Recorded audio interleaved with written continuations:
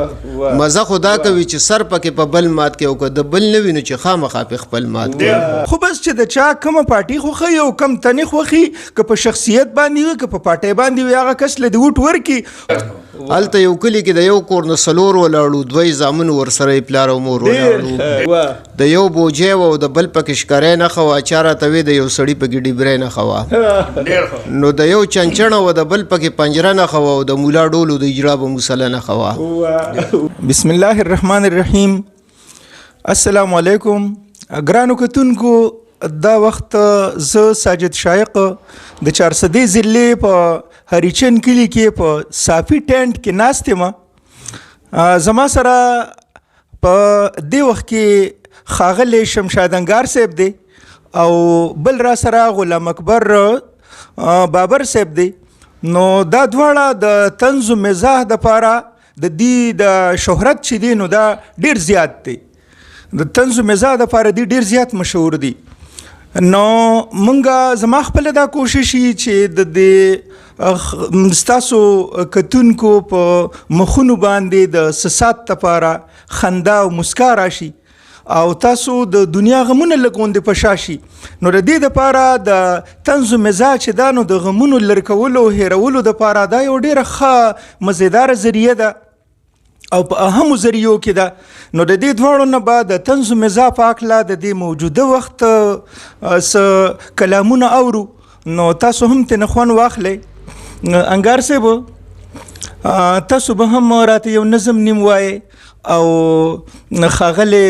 بابر صاحب چې دی نو دوی به هم راته یو نظم نیم ووایي وار په وار باندې. نو ستاسو ډېره زیاته مننه. اوس انګار صاحب تاسو نن سار مې په میسنجر باندې یو دغه واورېده، یو پیغام واورېد، یو تن بل ته ټلیفون کړی و د الیکشن باره کې د څه نښو مخو باره کې څه خبره اتره کړې وه او یو ورته وی لکه زما څه نښه ده، هغه ورته وی تالې خو ډیبرې نښه در کړې ده. یاره دومره د خندا نه ډک قسم درته خورم چې ځان له ناستم دومره مې وخندل دومره. نو تاسو هم د الیکشن په هکله باندې ما اورېدلی دي چې تاسو یو نظم لیکلی دی، نو د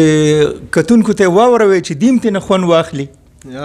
ډېره مننه شیخ صاحب، ستاسو ډېره شکریه، ډېره مننه. او شیخ صاحب هغه نظم خو ما ډېر مخکې لیکلی و، هغه 13 الیکشنز کې مې تقریبا چې لیکلی و، خو اوس بیا دغه الیکشن روان دی نو یاره بیا د دې دور دی. جی نو هغه دا نښې چې کومې ورکړې وي نو په هغه نښو باندې ما داسې څه پکې هغه نښې یادې کړي او څه داسې چېرې د کوم الیکشن موږ ته کومه پیدا راکړه او کوم نقصان یې راکړه که نه. جی نو په هغې باندې نظم دی شیخ صاحب چې ارشاد څه عجیبه شان الیکشنو پته نه لګېده، وړې ګړې دا ټول وطنو پته نه لګېده، ورله غرمنه ماسخوتنو پته نه لګېده، ولاړ کوڅې ته به یو تنو پته نه لګېده، سحر به یو شان ماښام بل شان ته به وې پوسټرې او ځایونه نه وو په یو بل به لګېدې پوسټرې. د چا چانکو د چا پکې پیالی نښه وه، د چا ګازره وه، د چا پکې مولی نښه وه، د یو بوجۍ وه او د بل پکې ښکاری نښه وه، چا راته وی د یو سړي پکې ډیبری نښه وه، نو د یو چنچڼه وه، د بل پکې پنجره نښه وه او د مولا ډولو د اجرا به مسله نښه وه. مننه. څوک د ضلعو، څوک د تحصیلو ناظمان ولاړو، څوک د جرنل نه، څوک د یوت، څوک د کیسان ولاړو، 2 لکان به و نو شپږ به بوډاګان ولاړو، 100 اوټونو ته به 200 کسان ولاړو. هلته یو کلي کې د یو کور نه 4 ولاړو، 2 زامن ورسره یې پلار او مور ولاړو. هر چا د خپل لیډر نارې د زنده‌باد وخلې، د مخالف سړي چغې د برباد وخلې، چا د پارټۍ چغې ایستې، چا د آزاد وخلې، په جلوسونو کې چغې د فساد وخلې، کلی په کلی چم په چمې تنازع جوړه کړه او پار یو کور اره کوڅه کې پتنه جوړه کړه. دا الیکشن نه دی چې څوک پکې دوکه ونه کړي، چې ضمیر خرڅ نشي او لار پکې پیسه ونه کړي، چې د یو بل ګریوان ونه نیسي، لانجه ونه کړي. دا الیکشن خو به د سره بیا مزه ونه کړي. مزه خو دا کوي چې سر پکې په بل مات کې او که د بل نه وي نو چې خامخا په خپل مات کړي. ښه دې په اوټ باندې جنګونه هېڅ خبره نه ده، دا په یو بل پسې ګواښونه هېڅ خبره نه ده، د سوک سپېړې ګزارونه هېڅ خبره نه ده، یا خو سر مات او یا غاښونه هېڅ خبره نه ده. چې په قلاره الیکشن په پښتونخوا کېږي نو د اوټ نه وروسته تبصرې به بیا په چا کېږي. مننه. بل بند چې پښتانه خخکاری بد نخکاری جګړو باندې چې الیکشن لړاوي خ په جپړو باندې ورزي په یو بل راټینګيږي نه په پړو باندې یو بل سم شین کې په کوته کول وړو باندې خلکو به وی جګړې نه دي دا د سپو کار دی خو اوس ماهران وایي چې نه د پښتنو کار دی او اخیری بند چې الیکشن نو خو چټي غولول د خلک په امیدوارو باندې سي تنګول د خلک په برش کابلا میخ پیشکش پلگ نه پویدل د خلک دام لا سنخ وی خو سي شرمول د خلک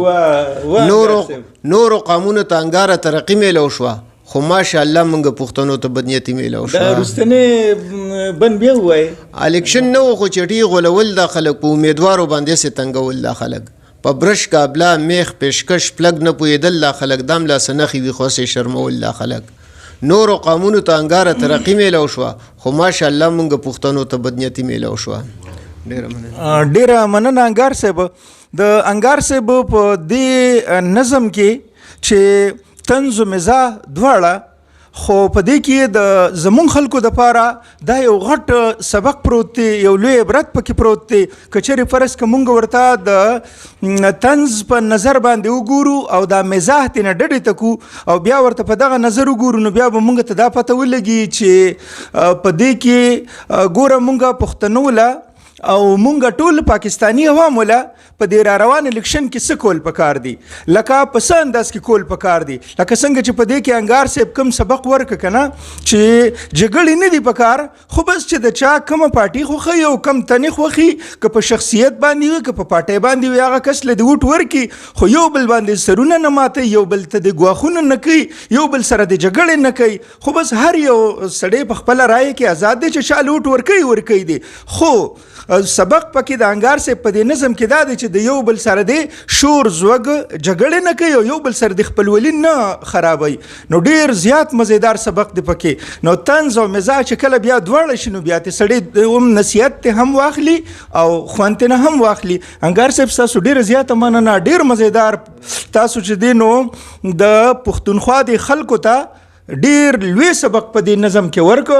او پکار دی چې خلک په دې باندې عمل وکړي او په دې الیکشن کې د جګړو نه ځان وساتي نو ملک مم په امانی او د دې سر مم په امانی ډیر زیات مننه انګار صاحب ډیره مهرباني